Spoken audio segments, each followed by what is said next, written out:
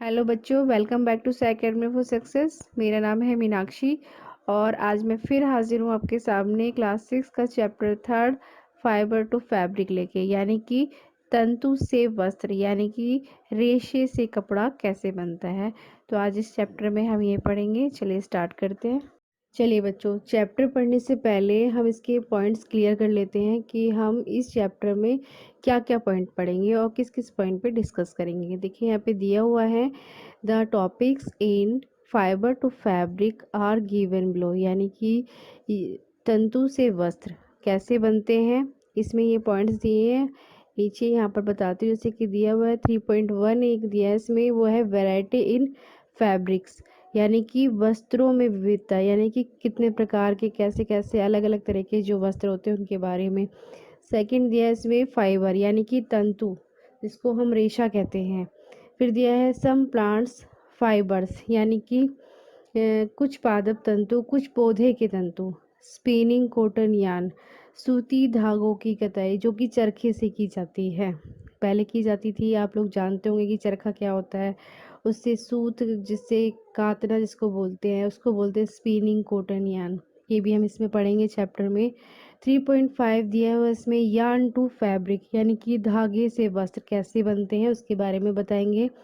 फिर है 3.6 history of clothing material, तो कपड़ों की जो इतिहास सामग्री है वो क्या है, वो भी हम इस चैप्टर में डिस्कस करेंगे। चलिए आगे बढ़ते हैं। वैरायटी इन फैब्रिक्स, उससे पहले मैं आपको एक बात बता देती हूँ, जैसे कि ये चैप्टर का जो नाम है कि फाइबर टू फैब्रिक एक्चुअल में है क्या। जैसे कि तंतु से वस्त्र कैसे बनते हैं, यानी कि तंतु से वस्त्र तक का सफ़र जिसको कह सकते हैं। इसमें दो कैरेक्टर दिए हुए हैं, यानी कि दो बच्चे बताए गए हैं इस चैप्टर में। एक छोटी सी समरी के माध्यम से मैं आपको पहले से इसको क्लियर कर देती हूँ, उसके बाद मैं आगे का आपको समझाती हूँ। कि दो बच्चे इसमें, पहेली एंड बोझो, दो बच्चे हैं। वो क्या होते हैं, उनके स्कूल में एक प्रतियोगिता होती है, यानी कंपटीशन होता है, तो वो उसको जीत जाते हैं, उनको उसमें फर्स्ट प्राइज़ मिलता है, तो उससे वो लोग बड़े खुश होते हैं। जिससे कि उससे जीती हुई जो धनराशि, जो उनके पास जो धनराशि होती है, उन्होंने सोचा होता है कि चलो हम अपने पेरेंट्स यानी कि माता पिता के लिए कोई गिफ्ट खरीद ले या कुछ खरीद ले। तो उनके दिमाग में आइडिया आता है कि चलो हम उनके लिए कोई कपड़ा खरीद लेते हैं। तो वो कपड़ा खरीदने के लिए फिर वो लोग दुकान पे जाते हैं, यानी कि शॉप पे जाते हैं। तो वहाँ पर वो जब देखते हैं कि वहाँ पे विविध, यानी कि विभिन्न प्रकार के अलग अलग तरह के जो कपड़े होते हैं, उनको देख के वो बहुत ज़्यादा कंफ्यूज, यानी कि पजल हो जाते हैं कि एक्चुअल में कौन सा कपड़ा कौन सा है। क्योंकि सब कपड़े तो मतलब मानो कपड़े हैं, लेकिन जब उसको वो छू कर, यानी कि छू छू कर देखते हैं, स्पर्श करते हैं, यानी कि फील करते हैं, महसूस करते हैं कि उनको कि ये पता चलता है कि ये कपड़ा क्या है। जैसे कि उसमें उन्होंने कपड़ा लिया कि मफलर, तो यानी कि उनको पता चला कि ये ऊनी है। उन्होंने एक कपड़ा उठाया तो उसको पूछा उन्होंने दुकानदार से, तो कि ये कॉटन यानी कि सूती है। तो ऐसे ही बच्चों, इस चैप्टर में जो है पहेली बूझों के माध्यम से ये चैप्टर आपको यही बता रहा है कि तंतु से वस्त्र कैसे बनते हैं, और मैं वन बाय वन टॉपिक के माध्यम से आपको इसको क्लियर करूंगी। चलिए यहाँ पे देखते हैं, वैरायटी इन फैब्रिक्स, यानी कि एक्टिविटी फर्स्ट है इसमें, visit A near by tailoring shop, यानी कि आप एक विजिट करो, ऐसे ही मतलब आपको ही की एक्टिविटी है आपके लिए कि आप टेलर की शॉप पे जाओ और वहाँ पर collect cutting of fabrics left over after stitching, यानी कि जो टेलर ने जो सिलाई के बाद जो कपड़ा बच जाता है कटिंग का, आप उसको एक कलेक्ट करो, यानी कि इकट्ठा करो। Feel and touch each piece of fabric, और आप उसको फील करोगे, मतलब अलग अलग जो पीसीस होंगे उसके या टुकड़े होंगे, उसको आप टच करके फील करोगे। कि now try to label some of the fabrics as cotton, silk, wool और synthetic after asking for help for the tailor, यानी कि अगर आप कोई कपड़ा मतलब उस कटिंग को इकट्ठा करोगे तो आपको पता चलेगा कि कौन सा कपड़ा वुलन का है, कौन सा सिल्क है, कौन सा सिंथेटिक है, कौन सा कॉटन है। लेकिन अगर आपको वो चीज़ नहीं पता तो आप किसकी हेल्प लोगे, टेलर की, यानी कि दर्जी को। जब वो बना रहा है वो कपड़ा तो उसको पता होगा एक्चुअल में कि वो कपड़ा कौन सा है।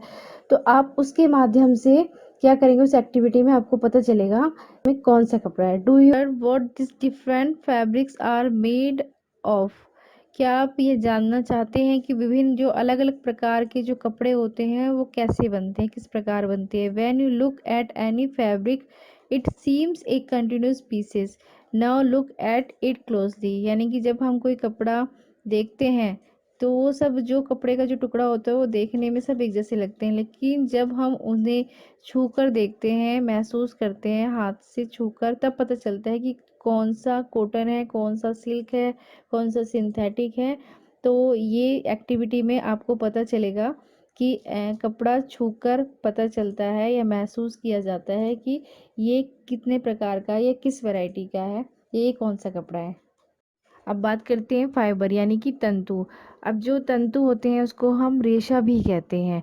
अब देखिए बच्चों, जैसे कि तंतु क्या होते हैं, रेशा पहले तो इसके ऊपर बात करते हैं, फिर मैं आपको बताती हूँ कि जैसे कि कोई धागा है तो धागे जो होता है उसमें से भी, एक धागे में से कई पतली पतली जो वो होते हैं रेशे निकलते रहते हैं, तो वो होते हैं तंतु। अब जैसे कि मैंने एक्टिविटी के माध्यम से यहाँ आपको समझा रही हूँ कि you might have observe something similar when you try to thread a needle। कि आपने देखा होगा, कभी ऑब्जर्व किया होगा कि आपने जैसे कि किसी सुई में धागा डाल रहे हैं तो मैनी ए टाइम, कई बार the ends of the thread is separated into a few thin strands. यानी कि जो उसमें जब हम धागा डालते हैं तो उसकी जो सेपरेटेड यानी कि जो थ्रेड की जो धागे हो जाते हैं कभी कभी डालते टाइम वो अलग अलग हो जाते हैं कि वो ठीक से धागा उसमें सुई में डल नहीं पाता। This make is difficult to pass the thread through the eyes of the needle. ठीक है, तो क्योंकि अगर उसके रेशे अलग अलग हो जाते हैं तो हमें उसको सुई के जो निडल है यानी कि सुई की जो आइज है, सुई का जो वो छेद होता है, उसमें हमें उस थ्रेड यानी कि धागों को डालने में दिक्कत होती है। तो the thin strands of thread that we see are made up of still thinner strands called fibre. अब देखिए बच्चों, यहाँ पर जो बताया गया है कि जो धागा होता है, धागे में से जो धागे की पतली पतली लड़ियाँ यानी कि जो निकलती हैं, पतले पतले रेशे निकलते हैं, उसी को ही तंतु कहा जाता है। यानी कि वो ही रेशा होता है, उसी को ही हम तंतु कहते हैं। तो क्लियर है बच्चों, आगे बढ़ते हैं। चलिए बच्चों, हम बात करेंगे टाइप्स ऑफ फाइबर यानी कि फाइबर्स यानी तंतु के प्रकार। सबसे पहले बात करेंगे नेचुरल फाइबर्स यानी कि प्राकृतिक तंतु किसे कहते हैं। यहाँ पर दिया हुआ है पिक्चर्स में, जैसे कॉटन, कॉटन हमें कहाँ से मिलती है, वूल हमें कहाँ से मिलती है, सिल्क हमें कहाँ से मिलती है। तो इसमें दिया हुआ है नेचुरल फाइबर्स यानी कि प्राकृतिक, जो हमें प्रकृति से प्रदान होते हैं यानी कि प्रकृति जो हमें देती है उसे हम नेचुरल कहते हैं। तो जैसे कि यहाँ पर दिया है कॉटन, कॉटन यानी कि रुई, रुई हमें पेड़ से मिलती है। वूल, वूल होता है ऊन, ऊन हमें शिप से मिलती है। सिल्क, सिल्क यानी कि रेशम, रेशम हमें मिलती है सिल्क वर्म यानी कि रेशम के कीड़े से। अब बात करते हैं नीचे, fabrics are made up of yarns and yarns are further made up of fibres. यानी कि जो कपड़े हैं वो किससे बनते हैं, कपड़े धागों से मिलकर बनते हैं, और जो धागे होते हैं वो तंतुओं से मिलकर बनते हैं। Where do these fibres come from. अब बात करेंगे कि ये जो तंतु होते हैं वो हमें मिलते कहाँ से हैं। अब यहाँ पे दिया हुआ है the fibres of some fabric such as cotton, jute, silk and wool are obtained from plants and animals. यानी कि जो कपड़े हैं जैसे कि सूती, जूट, रेशमी तथा ऊनी के जो तंतु हैं ये हमें पौधों और जानवरों से मिलते हैं। These are called natural fibres, इन्हें ही प्राकृतिक तंतु कहते हैं। जब बात करते हैं सिंथेटिक फाइबर्स यानी कि कृत्रिम प्रकार के जो तंतु होते हैं, ये बच्चों हमें नेचुरल नहीं मिलते हैं, ये इसको हम कहते हैं कृत्रिम यानी कि सलिश तंतु कहते हैं, जो कि मैन मेड होते हैं। और मैन मेड सिंथेटिक फाइबर्स कौन से होते हैं, देखिए यहाँ पे दिया हुआ है नायलॉन, पॉलिस्टर, एक्रिलिक, लाइक्रा। यानी कि ये जो बच्चों ये जो होता है ये मनुष्य जो है केमिकल की सहायता से यानी कि केमिकल की हेल्प से इसको बनाता है, तो इसको हम सिंथेटिक फाइबर्स कहते हैं। जैसे यहाँ पे दिया हुआ है, fibres are not made from chemical substances which are not obtained from plant और animal sources, these are called synthetic fibres. यानी कि ऐसे रासायनिक पदार्थ जिनका जो स्रोत है ना तो हमें पेड़ों से और ना ही हमें जंतुओं से मिलता है, ऐसे तंतुओं को का निर्माण जो कि केमिकल से होता है उसे ही हम कृत्रिम तंतु कहते हैं, यानी कि सलिश तंतु कहते हैं। जैसे कि यहाँ पर दिया हुआ है, for example synthetic fibres are polyester, nylon and acrylic. यानी कि जो सिंथेटिक फाइबर्स होते हैं, कृत्रिम तंतु होते हैं, उनके जो उदाहरण हैं वो है नायलॉन, पॉलिस्टर एंड एक्रेलिक। चलिए आगे बात करते हैं। चलिए बच्चों, बात करते हैं सम प्लांट्स फाइबर, यानी कि कुछ पादप तंतु, यानी कि कुछ पौधों के तंतु। जैसे कि कॉटन, यानी कि रुई। Where does this cotton wool come from? रुई कहाँ से आती है? It is grown in the fields. इसको खेतों में उगाया जाता है। Cotton plants are usually grown at places having black soil and warm climate. यानी कि जो इसके कपास के जो पौधे होते हैं वो ऐसी जगह उगाए जाते हैं, यानी कि वहाँ पर उनकी खेती कहाँ की जाती है जहाँ की मृदा, यानी कि जो मिट्टी होती है काली, और वहाँ की जो जलवायु होती है वो उष्ण यानी कि सूखी होती है। Can you name some states of our country where cotton is grown? क्या आप मुझे उन कुछ राज्यों के नाम बता सकते हैं जहाँ पर कपास की खेती होती है? The fruits of the cotton plant cotton ball are about the size of a lemon. रुई के जो पौधे होते हैं, जब इन पे जो फल लगते हैं, यानी कि जो रुई के पौधे जब हम उगाते हैं तो इस पे जो फल लगते हैं उनका जो आकार होता है वो नींबू, लाइक ए नींबू जैसा होता है, लेमन जैसा होता है। After maturing the balls burst open and the seeds covered with cotton fibre. यानी कि जब ये मेच्योर, यानी कि जब ये पक जाते हैं तो ये जो है, ये नीचे से पकने के बाद में इनका जो ये ओपन हो जाते हैं और जो इनके अंदर से जो कॉटन है वो बाहर दिखने लगती है। Have you ever seen A cotton field that is ready for picking? क्या आपने कोई ऐसा खेत देखा है कि जो वो खेती पक के पूरी तैयार हो गई हो, या फिर वहां पर जो है रुई दिख रही हो उस खेत में कि यहाँ पे ये कॉटन बाहर दिखाई दे रही है? It looking like a field covered with snow. और वो जो खेत है वो देखने में ऐसे लगता है जैसे कि वहां पर स्नो हो रहा है, यानी कि स्नोफॉल हो रहा है। तो चलिए बच्चों आगे बढ़ते हैं। तो बच्चों यहाँ पर बताया गया है फिगर 3.7 में गिनिंग ऑफ कॉटन, यानी कि रुई को कपास से कैसे अलग किया जाता है। From this pose cotton is usually picked by hand. जो कपास से जो बॉल होती है कॉटन की, उनको हाथों की मदद से अलग किया जाता है, तोड़ तोड़ के उनको अलग किया जाता है। Fibres are then separated from the seeds by combing. यानी कि जैसे कि एक, देखिए यहाँ पे पिक्चर में दिखाया हुआ है कि जैसे जैसे ये अलग कर रहा है, ये देखने में कंघा जैसा होता है, यानी कि इससे इसको सेपरेट अलग अलग किया जाता है। This process is called ginning of cotton. इसी को ही कपास ओटना कहते हैं। इस प्रोसेस यानी कि इस प्रक्रिया को ही कपास ओटना कहते हैं, यानी कि उसको अलग अलग करना कहते हैं। Ginning was traditionally done by hand. यानी कि जो हम कह सकते हैं कि प्रारंभिक ढंग से हम कह सकते हैं कपास को हाथों की मदद से अलग करना, यानी कि कपास और रुई को दोनों को अलग अलग करना, इसको कह सकते हैं कपास ओटना। ठीक है, जैसे यहाँ पे दिया हुआ है ना कीनिंग ऑफ कॉटन, यानी कि इसको कपास ओटना ही कह सकते हैं।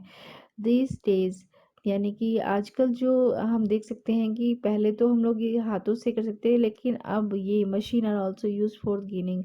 अब जो ये प्रक्रिया हम लोग करने लगे हैं, यानी कि आजकल कपास ओटने के लिए जो मशीनों का उपयोग होने लगा है या मशीनों का उपयोग किए जाने लगा है। तो बढ़ते हैं आगे। ये बच्चों अब देखिए यहाँ पे दिया हुआ है जूट, यानी कि पटसन। जो जूट होता है वो हमें पौधों के तने से प्राप्त होता है। देखिए यहाँ पे दिया है jute fibres obtained from the stems of the jute plant. यानी कि जो ये हमें जो जूट मिलता है ये पौधों के तने से मिलता है। It is cultivated during the rainy season. और जो इसकी खेती भारत में की जाती है वो वर्षा ऋतु में की जाती है। In India, yes, India just is mainly grown is west Bengal, Bihar and Assam. और जो कह सकते हैं कि भारत में जो इसकी प्रमुख रूप से जो इसकी खेती होती है वो होती है पश्चिम बंगाल, बिहार और असम में। तो the stems rot and fibres are separated by hand. और जो इसकी खेती के बाद जब ये बिल्कुल तैयार हो जाता है मतलब कटने के लिए, तो इसको भी हैंड यानी कि हाथों की मदद से इसकी तंतुओं को अलग किया जाता है। जूट के जो तंतु होते हैं यानी कि उनको हाथों से अलग किया जाता है। To to mix fabrics all These fibers are first convert into yarn. वस्त्र बनाने से पहले इन तंतुओं को धागों में परिवर्तित किया जाता है, यानी कि इनके पहले धागे बनाए जाते हैं इन तंतुओं के। How is it done? अब ये कह सकते हैं हम कि ये ऐसे कैसे हो सकता है, तो आगे सीखते हैं। चलिए बच्चों, यहाँ बात करते हैं स्पिनिंग कॉटन यार्न, यानी कि धागों से कताई। The process of making yarn from fibres is called spinning, यानी कि देखो इसको स्पिनिंग यानी कि कताई। यहाँ पर दिया था कि जो रेशों से जो धागे बनने की प्रक्रिया होती है उसी को ही स्पिनिंग यानी कि कताई कहते हैं। इन दिस प्रोसेस, इस प्रक्रिया में fibres from a mass of cotton wool are drawn out and twisted. इस प्रक्रिया में क्या होता है, जब हम रुई को टाइट करके खींचते हैं अपनी साइड और उस पे धागे करके टाइट खींचते हैं, तो उसमें जो तंतु होते हैं जो उनके रेशे होते हैं वो सारे पास पास आ जाते हैं। This brings the fibres together to form a yarn, जो कि एक धागे में कन्वर्ट हो जाते हैं, यानी कि उससे जो होता है कि रेशे पास पास आते हैं और उसे एक सीधा धागा बन जाता है। अब बताया है यहाँ पे use of charkha was popularised by Mahatma Gandhi as part of the independence movement. जब भारत में स्वतंत्रता आंदोलन चल रहा था उस टाइम कैसे हमारे राष्ट्रपिता महात्मा गांधी ने चरखे को क्या किया, उपयोग किया और लोगों को ही क्या क्या इंकरेज किया, ही encourage people to wear cloth made of homespun, यानी कि आप कैसे चरखे के जो कपड़े हैं कैसे चरखे को उन्होंने सामने रखा और बताया, लोगों को प्रोत्साहित प्रोत्साहित किया कि जो आप जो कपड़े हैं अपने हाथ के बुने हुए यानी कि स्वदेशी कपड़े पहने। Yarn termed are khadi and shun important cloths made in the British of Britain, यानी कि उन्होंने कैसे बताया कि आप के खादी के कपड़े ही पहने और हाथ से बुने ही कपड़े पहने, आप स्वदेशी चीज़ों को ही इम्पोर्टेंट स्वदेशी कपड़ों को ही इम्पोर्टेंस दे, और जो ब्रिटेन से यानी कि जो ब्रिटेन की मिलों से जो कपड़ा आ रहा था उसका उन्होंने कैसे बहिष्कार किया। तो बच्चों यहाँ पर जो कॉटन या जो ये धागे की जो प्रक्रिया है इसमें महात्मा गांधी जी ने कैसे अपने चरखे को यूज़ करके बताया और कैसे लोगों को इनकरेज किया कि आप अपने हाथ के बुने हुए कपड़े ही पहने। छोटी मोटी चीज़ें यानी कि थोड़े कम चीज़ों के लिए अगर हम कोई चीज़ कर रहे हैं तो हम हाथ से उसकी कताई कर सकते हैं। यानी कि अगर हमें बड़े पैमाने पे या धागा चाहिए तो हम उसके लिए क्या करेंगे, मशीनों का प्रयोग करेंगे। तो मशीनों के हेल्प से हम उसका धागा बनाएंगे आफ्टर स्पिनिंग, यानी कि उसके धागा बनने के बाद फिर हम उसका यूज़ फैब्रिक्स यानी कि कपड़ा बनाने में करेंगे। देखिए बच्चों, यहाँ पर अब बात करते हैं 3.5 जो आपका पॉइंट है नेक्स्ट, यार्न टू फैब्रिक, यानी कि धागे से वस्त्र कैसे बनते हैं। अब यहाँ पे है there are many ways by which fabrics are made from yarns, the two main process are weaving and knitting. यानी कि आप यहाँ पर देख सकते हैं कि जो दिया हुआ है कि धागे से वस्त्र बनाने की कई विधियां हैं, इनमें से दो प्रमुख विधियां बताई गई हैं। जैसे कि फर्स्ट है इसमें बुनाई यानी कि weaving. In activity two you might have notice that a fabric is made up of two sets of yarn arrange together, यानी कि इसमें जो यहाँ पे क्रियाकलाप यानी कि एक्टिविटी है आपकी जो दो दी हुई है बुक में, उसमें ध्यान से देखिए कि जो वस्त्र है उनके धागों के दो सेट जिन्हें एक साथ जोड़ा गया या व्यवस्थित किया गया, यानी कि उनको आपस में यूज़ किया गया, अरेंज किया गया है। The process of arranging two sets of yarn together to make a fabric is called weaving, यानी कि धागों के दो सेटों को आपस में व्यवस्थित करना करके वस्त्र बनाने की प्रक्रिया को ही हम बुनाई कहते हैं। Let's us try to weave some paper strip. देखिए आप यहाँ पर एक ये जो मैंने पिक्चर दी है इसमें देखिए कैसी जो स्ट्रिप्स हैं उनको आपस में व्यवस्थित करके कैसे अरेंज करके यहाँ पर एक तरीके से ये बुनाई ही की जा रही है। कि बच्चों अब यहाँ पर दिया हुआ है लूम्स यानी कि करघो, इसको कहते हैं हद करघो की जो बुनाई होती है, लूम्स उसको कहा जाता है। Two sets of yarn are woven to make a fabric, the yarns are much thinner than our paper strips of course, यानी कि आप देखिए जैसे कि यहाँ पे दिया है उसी ढंग से धागों के दो सेट को बुनकर वस्त्र बनाए जाते हैं। ये जो धागे होते हैं जो कि हम हाथों से यहाँ पे दिखा रहे हैं, मतलब जो मैंने पिक्चर में यहाँ पे दिखाया है आपको, ये जो पट्टियाँ होती हैं यानी कि जो धागों की जो स्ट्रिप्स होती है वो पेपर स्ट्रिप से बहुत ज़्यादा पतली होती है। ठीक है बच्चों। Weaving of fabric is done on looms. वस्त्रों की बुनाई करघों पर भी की जाती है। ठीक है, देखिए यहाँ पर दिया हुआ है, ये हाथ करघों भी बोलते हैं इसको, इस बुनाई को हाथ करघों कहते हैं। और बच्चों यहाँ पे बताया है कि इसको फिगर 3.13 में कि the looms are either hand operated और पावर ऑपरेटेड, यानी कि इसको हाथ से और मशीनों से, दोनों से इस बुनाई को किया जा सकता है। चलिए बच्चों, अब हम बात करेंगे लास्ट पॉइंट की। लास्ट पॉइंट है हमारा हिस्ट्री ऑफ क्लोथिंग मटेरियल, यानी कि वस्त्र सामग्री, यानी कि कह सकते हैं इसको वस्त्र सामग्री का जो है इतिहास क्या है। The early Indians wore fabrics made out of cotton that given in the region near the river Ganga. जैसे कि देखिए बच्चों, पहले पुराने समय में क्या होता था, भारतवासी जो थे रुई के बने कपड़े ही पहनते थे, जो कि गंगा नदी के पास जो क्षेत्र होते थे, यानी कि वहाँ पर जो था बहुत ज़्यादा ठंडक होती थी, वहाँ कपास की खेती होती थी। इस तरह जो है flax is also a plant then given natural fibres, यानी कि जो फ्लैक्स है ये भी एक ऐसा पौधा है जिससे प्राकृतिक तंतु प्राप्त होता है, यानी कि नेचुरल फाइबर्स हमें मिलती है। Just as there is a large variety in the food eaten all over the country. जिस तरह खाने की पूरी कंट्री में, यानी कि अलग अलग देशों में अलग अलग वैरायटी है खाने की, यानी कि अलग अलग तरह का जो खाना मिलता है, उसी तरह ए large variety exist also fabrics and clothing items. उसी तरह वस्त्रों पहनने की वस्तुओं की भी अत्यधिक विविधता देशों में पाई जाती है। तो क्लियर है बच्चों, यहाँ पर जो नीचे दिया हुआ है, मैंने ये चीज़ बता देती हूँ, जब हम ख़त्म कर रहे हैं, इसको क्लोज कर रहे हैं, तो उससे पहले ताकि आपको पता चल जाए कि इसका जो धागे से कपड़े तक का सफ़र, इन शॉर्ट यहाँ पर देखते हैं। कॉटन रूल्स, यानी कि गिनिंग, कपास गोलक और उसको यहाँ पे ओटना। फिर है फाइबर, यानी कि रेशे, स्पिनिंग कताई, यार्न धागे, निटिंग बुनाई, फैब्रिक वस्त्र, वेविंग बंधाई। तो आप समझ सकते हो कि इन शॉर्ट में मैंने यहाँ पे जो चीज़ बताई है, तो यहाँ पर इसकी पूरी हिस्ट्री आ गई है कि कपड़ा धागे से कैसे कपड़े तक का सफ़र उसने तय किया। एक तंतु, एक रेशे ने पहले वो धागा बना, उसके बाद उसने फिर वो कपड़ा बना, फिर वो हमने पहना, और कैसे कैसे वो धागा कितना कितना सफ़र करके आया, देखिए। तो ये हिस्ट्री में मैंने बताया है। तो बच्चों मैं यहाँ पे यही चैप्टर बस यहाँ पे क्लोज करती हूँ। तो मिलते हैं अपने नेक्स्ट वीडियो की तरफ। बच्चों अब टाइम आ गया है, यानी कि समय आ गया है विदा लेने का। उससे पहले बस एक ही बात बोलूँगी, थैंक्स फॉर वॉचिंग बच्चों, see you soon with another topic, stay at home, stay safe.